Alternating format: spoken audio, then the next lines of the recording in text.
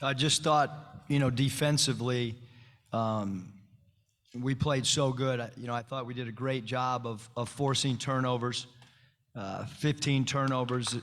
Gonzaga's a great passing team. They're extremely unselfish. We held them to 9 assists. So that differential of assists to turnovers, we felt like, some things that we wanted to do defensively. I thought Trey Wade did a great job of denying and pressuring their trail man. We eliminated a lot of their high-lows, which was extremely important for us. And Adisi's defense, just incredible the entire game on their point guard. And then Trey Wade's points, when we desperately needed them, were huge for us as well. And then Jay Will, with the double-double, played incredible interior, and we actually outscored him in the paint, which was one of our goals, although we did not get to the foul line as much as maybe we had hoped to. We got to do a better job of drawing FTAs. All right, we'll start here in the middle with questions.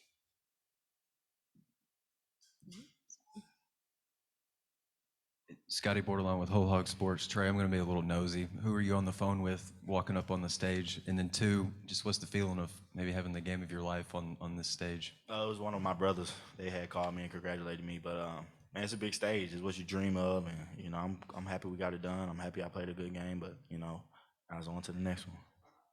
Over to the right.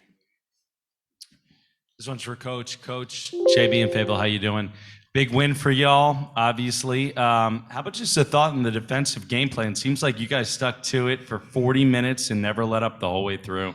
Yeah, I thought, again, this is, it's one of the fastest-paced teams that I've ever seen with the push of the ball. But even this morning, we were still working on our transition defense. We wanted to take away their long outlet passes. That was something that we picked up on film when Nebhard would get ahead of steam, and Adisi met him really, really early, way in the backcourt, and I thought that really helped. And then they do a great job of their pitch-ahead sideline break. We took that away. We grinded in our prep. I give these guys a ton of credit. We took a 4-hour flight after traveling from Buffalo to Fayetteville for 24 hours to here, and then we went straight to an hour and 45-minute practice. Can't compliment these guys and the entire team enough for the way that they buy into game preparation. It's probably the coolest thing I've ever been a part of, that they just kind of do what we ask. Question on the left. Yeah, for any of the players I want to ask, this is Pat 40 from Sports Illustrated. Did you sense your defense frustrating them in terms of pace of play and just getting in their way the whole time? Yeah, I feel like Trey Wade did a good job of pressuring that trail man, like Coach said, taking them out of a lot of stuff that they like to do. And then Adisi just owned them hard, picking them up early, slowing them down a little bit. I think they got a little frustrated. Question in the middle. Travis Green, Crim 2 News. Yesterday, Coach spoke with us and said how he was going to show you guys clips of essentially the disrespect you were getting heading into this game, being the underdogs. Just want to know from the player's perspective, what kind of role did that play in this year, just giving you guys maybe a little fuel heading into this game? Yeah, I think we've been disrespected the whole year, so it's just another thing for us. They get them like an 86% chance to win. So we saw that. We saw everything they were saying. We felt like they were dancing before the game. That was disrespect to us. So we just came into the game playing hard, and we had a chip on our shoulder every game we do, and we just played hard for 40 minutes. So that's just what we do now. Bob on the left. Hey guys, Bob Holt, Arkansas Democrat Gazette. Maybe if each of you could take this. This is the first time Arkansas has ever knocked off a number 1 seed in 11th time, 11th try. How big was that? And Gonzaga was a heavy favorite. Just how does it feel to beat, the number 1 overall seed? This is what we dreamed about. This is what we came here to do. Coach said before we left Fayetteville, if we ain't want to win, then don't get on the plane. So I feel like we brought that the whole time we here. Yeah, you want us to answer? Yeah. Just being an underdog, man. You just use it to your advantage. They never see you coming, and we just came out and played balls to the wall, and we got it done. So. All right, question in the middle. Hey, Jalen, Todd Richardson, ESPN Arkansas. You've had a chance to go up against Oscar Sheboy, Colin Castleton, 2 other great players tonight. How much do you think going up against those guys earlier in the season prepared you for this matchup against Holmgren and Timmy tonight? For sure, it prepared me a lot. I said this earlier in the year. I feel like every time I played against a big, it prepared me for the next one we were playing. So playing against those great bigs in SEC just prepared us for tonight. We saw a lot of the same things that they did during SEC, but we've been versing good bigs the whole year, so it was just another game for us. Back to the left. Jim Meehan from the spokesman, or you for Eric. Andrew's very rarely been locked down like he was tonight. What was the key for what Tony did with him, and maybe as well on the bigs? You did a nice job on their bigs. Yeah, I mean, we were fortunate enough. We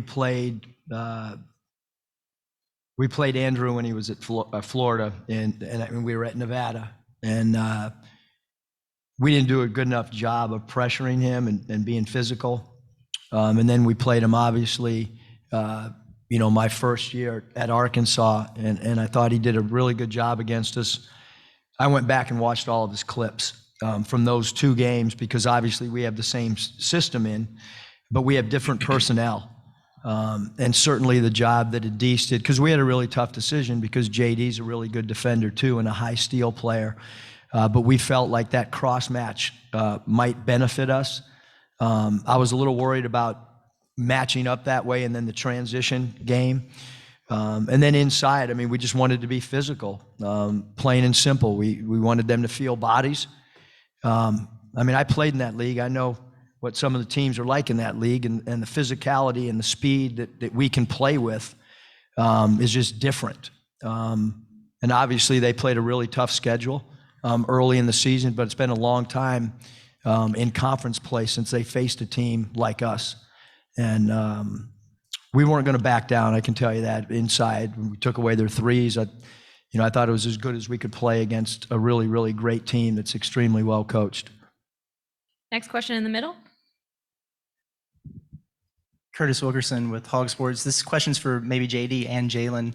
You guys have now matched the run that you made last year to the Elite Eight. How much of a motivating factor was it for you in the offseason, during the year, to get back to this point, and then what's the hunger level to move on from here?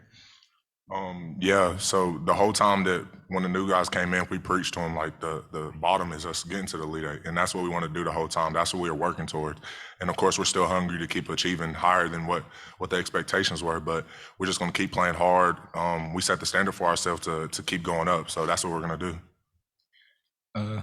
And just to piggyback off what Jalen said, we knew we was going to have another great chance to make a run again. We just had to stick together and just keep playing hard. Question on the left. Steve Sullivan with KTV. And Coach, I thought JD's 9 for 29 was the best offensive performance I've ever seen. The way you trusted him, put the ball in his hands, I don't think they dealt with it the whole game. I mean, and it was just impressive to see you just attack. No, thanks, Sully. He only took 29 shots. I mean, we trust. I'm gonna roll with the guys that have done it all year. He could have missed 10 more shots, and I probably would have still called his number because I have that belief that the next one's going in. So do his teammates. I do think that we did a really good job of finding cutters at really opportunistic times. They really, really loaded up on JD. Devo had a great pass to a cutter. Adese had a great slash. And then, we needed to play through Jay Will when things kind of got discombobulated with JD out there, handling it and them sending an extra defender. And then obviously, Trey makes those shots in practice. I mean, he's a lethal three-point shooter with his feet set, and they sloughed off and helped and overhelped off of him. And he did a great job of shooting the ball with great confidence. Question up to the right. This is for the three players. This is Mark Cannizzaro from the New York Post. I'm just curious what, obviously Eric brought you guys around town a little bit yesterday. You kind of embraced the city. You did the same thing in Buffalo. What does that do for you guys in terms of keeping you guys loose at all? And is that a factor on the court? Just give us a little freedom, get our mind off basketball and just go out and just explore the city. I never been here, so it's kind of nice to go see it. Yeah, basically what he said, just getting a little free time to kind of be around your teammates and not talk about basketball. I think it's good for us.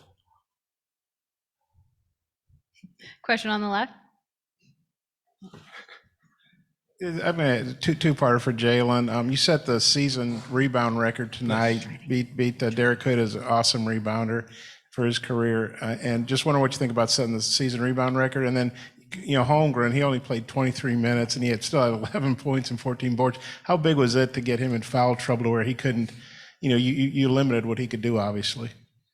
Yeah, I'm thankful that I did that, of course, just growing up here, growing up in Arkansas, just watching it my whole life. Now I'm considered one of the ones that people are gonna look and see rebounds. Like that's what I'm gonna be remembered for. But also getting Chet in foul trouble, that was one of the big things for us. We wanted to keep driving at him. We wanted JD to play aggressive. We wanted our guards to keep driving at him. And getting him in foul trouble was a really big plan for us that game. And we just kept doing it. We stuck to the game plan. Got time for a couple more questions. We're gonna go to the right. Christina Long from the Southwest Times Record. Jalen and Trey, what was the post-game celebration like, and who was the first person you ran to, and what was the locker room like? Shoot, I don't even remember. I was just excited. I was excited that we won, getting back to where we were. And in the locker room, it was fun, of course. We got the water bottles, went crazy. We got on live, just had fun with our team, started dancing and everything. But, of course, it's fun to win, and it's a great feeling. Trey, anything else? First person I ran to was Cade. Cade is my dog. Like, he know how bad I want to play well. So, he was probably the happiest person for me. So that was the first person I ran to. And then, Coach, have you had a chance to see your mom yet post-game? Yeah, I went and gave her a hug. She gave me a Buckeye from Ohio that my dad used to hold. She gave it to me pregame, so I'm sure she's gonna give the credit to herself for that lucky Buckeye she's held for 60 years or whatever. We'll go next to the left. Jalen, when Adam Spencer, SDS, when you saw that last play, the pass to Stanley there, what went through your head when you saw that going in? And then you mentioned players doing their roles and the new guys taking on. So what did it mean to you to see Chris Likes, in that late game situation, step in and hit 2 clutch free throws like that? Yeah, I talked to Adise when we got in the locker room, and I saw him the whole time. I don't think I looked at anybody else. He was wide open. I just waited for a guy to clear, and I threw it to him, and he did his thing. But then Chris, he's accepted his role. He's been a great player for us how long it's been.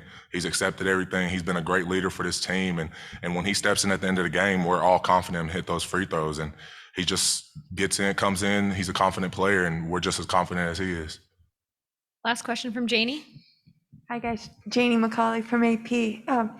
Trey, how much did JD set the tone early with a block, a steal, and then the second half, he sneaks behind Timmy and gets that steal when Jalen's defending Timmy? I mean, just those little hustle plays you guys all made. Yeah, he was being aggressive all night, defensive end and offensive end. They were big. It kept the momentum our way, and we just kept running the floor and making plays. Thanks, everyone. Appreciate y'all.